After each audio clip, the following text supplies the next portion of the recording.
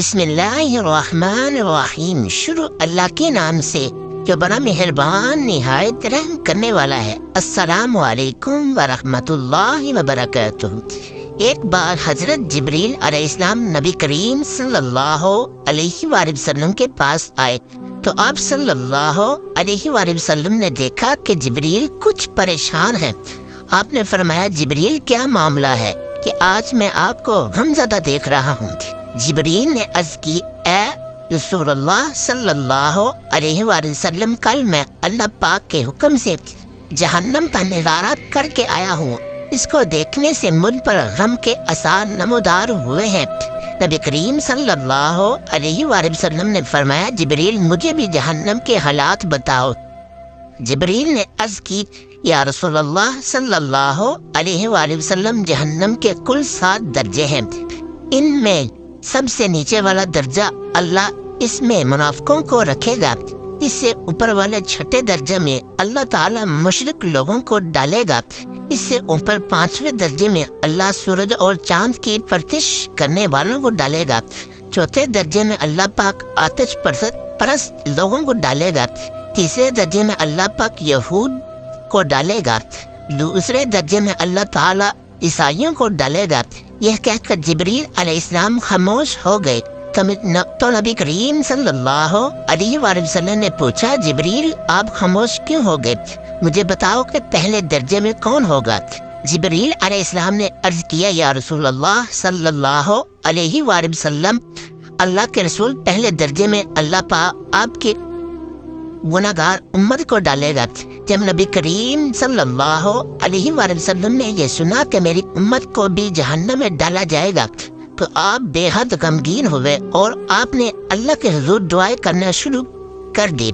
3 دن ایسے گزرے کہ اللہ کے محبوب مسجد میں نماز پڑھنے کے لیے تشریف لاتے، نماز پڑھ کر حجرے میں تشریف لے جاتے اور دروازہ بند کر کے اللہ کے حضور رو رو کر فریاد کرتے۔ صحابہ حیران تھے کہ نبی کریم صلی اللہ علیہ وآلہ وسلم پر یہ کیسی کیفیت طاری ہوئی ہے۔ مسجد سے حجرے جاتے ہیں، گھر بھی تشریف لے کر نہیں جا رہے ہیں۔ جب تیسرا دن ہوا تو سیدنا ابو بکر صدیق رضی اللہ عنہ سے رہا نہیں گیا، وہ دروازے پہ آئے، دستک دی اور سلام کیا، لیکن سلام کا جواب نہیں آیا۔ آپ روتے ہوئے سیدنا عمر رضی اللہ عنہ کے پاس آئے اور فرمایا کہ میں نے سلام کیا لیکن سلام کا جواب نہ پایا، لہذا آپ جائیں، آپ کو ہو سکتا ہے سلام کا جواب مل جائے۔ آپ گئے تو آپ نے 3 بار سلام کیا لیکن جواب نہ آیا۔ حضرت عمر نے سلمان فارسی کو بھیجا لیکن پھر بھی سلام کا جواب نہ آیا۔ حضرت سلمان نے واقعہ کا تذکرہ علی رضی اللہ تعالی عنہ سے کیا۔ انہوں نے سوچا کہ جب اتنے عظیم شخصیت کو سلام کا جواب نہ ملا تو مجھے بھی خود نہیں جانا چاہیے، بلکہ مجھے ان کی نور نظر بیٹی فاطمہ الزہرا اندر بھیجنی چاہیے۔ لہذا آپ نے فاطمہ الزہرا رضی اللہ تعالی عنہ کو سب احوال بتا دیا۔ آپ حجرے کے دروازے پر آئی، ابا جان السلام علیکم۔ بیٹی کی آواز سن کر محبوب کائنات اٹھے، دروازہ کھولا اور سلام کا جواب دیا۔ ابا جان آپ پر یہ کیا کیفیت ہے کہ 3 دن سے آپ یہاں تشریف فرما ہیں؟ نبی کریم صلی اللہ علیہ وآلہ وسلم نے فرمایا کہ جبریل نے مجھے آگاہ کیا ہے کہ میری امت بھی جہنم میں جائے گی۔ فاطمہ بیٹی مجھے اپنی امت کے گناہ گاروں کا غم کھائے جا رہا ہے اور میں اپنے مالک سے دعائیں کر رہا ہوں کہ اللہ ان کو معاف کر کے اور جہنم سے بری کر یا کہہ کر آپ بھی پھر سجدے میں چلے گئے اور رونا شروع کیا۔ یا اللہ میری امت، یا اللہ میری امت کہ گناہ گاروں پر رحم کر، ان کو جہنم سے آزاد کے۔